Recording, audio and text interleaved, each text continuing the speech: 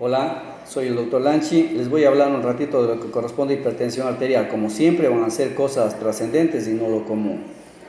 La presión arterial, acuérdense que es gasto cardíaco por resistencia periférica. El gasto cardíaco es el volumen de sangre que sale por minuto, es decir, depende del volumen sistólico. Y la resistencia periférica es el equilibrio entre vasopléjicos y vasotónicos a nivel periférico, y entre las dos nos dan la presión arterial. ¿Cuáles son las complicaciones de la hipertensión arterial? Los SB, los IAM hemorrágicos, SB, IAM, enfermedad renal crónica y los problemas oculares. Claro, estos son los comunes, pero a veces nosotros nos olvidamos de estos de acá, que es la enfermedad arterial periférica, la demencia vascular, la insuficiencia cardíaca y la situación de aneurismas.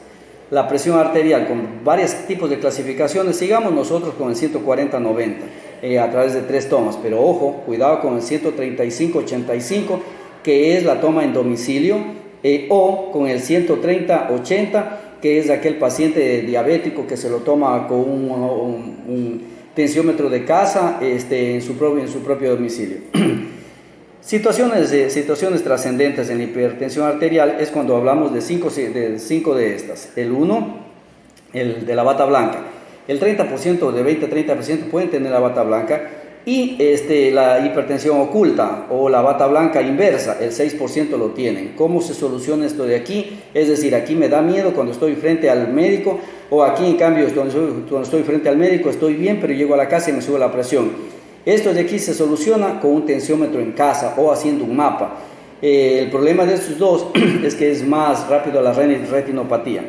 La hipertensión sistólica aislada, en cambio, es aquella que tiene menos de 80 y más de 130 de presión arterial. Sobre todo se da en los adultos mayores. Ojo con el factor de riesgo en la presión de pulso que ya vamos a mencionar. Y el mapa, si yo tengo un paciente sospechoso de hipertensión arterial sistólica aislada, o una hipotensión ortostática, los viejitos que cogen, se levantan y se caen, o una hipertensión nocturna, cuando es un diabético o un fumador panzoncito, o quiero saber qué pasa con la parte diper y no diper, es decir, el ritmo circadiano, puesto que un no diper, cuando yo voy a dormir, generalmente se baja 10 mililitros de mercurio para dormir, pero en ciertos pacientes, en vez de bajar, se pueden mantener, inclusive hasta subir. Ellos son más lesiones cardíacas y cerebrales que pueden desarrollar. ¿Qué es la presión de pulso? La presión de pulso hay una diferencia entre la sistólica y la diastólica, que nunca puede ser más de 40. Pero si alguien tiene más de 50 sobre todo, entra como factor de riesgo cardiovascular extra. ¿Qué aparatos son los que pueden utilizar para la presión? Los de mercurio, los empotrados a la pared, o vienen con rueditas, los de aire, los que nosotros utilizamos con el sfigmomanómetro, o los digitálicos, que es el brazalete y la muñequera. El de la muñequera no vale. Nunca recomiendan a un paciente comprarse una tensión de muñequera porque eso está proscrito.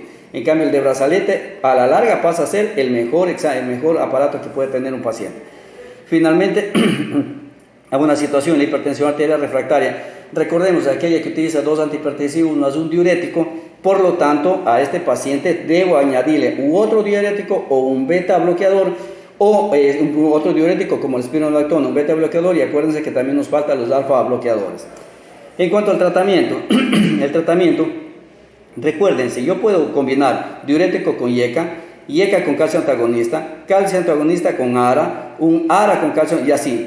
Todas estas líneas bien realizadas son las terapias más recomendadas. Pero nunca puedo combinar un losartán con enalapril. Eso es completamente contraindicado, inclusive suena hasta iatrogenia. Los beta bloqueadores y los alfa bloqueadores también podría combinarlos. Y finalmente, también podría utilizarlos. Y finalmente, para un examen yo puedo pedir azoados, electrolitos, lipidograma, glucosa y TSH. Cuidado con los pacientes, sobre todo jóvenes. Y a cada 1, 2, 3 años un electrocardiograma. Gracias, muchachos.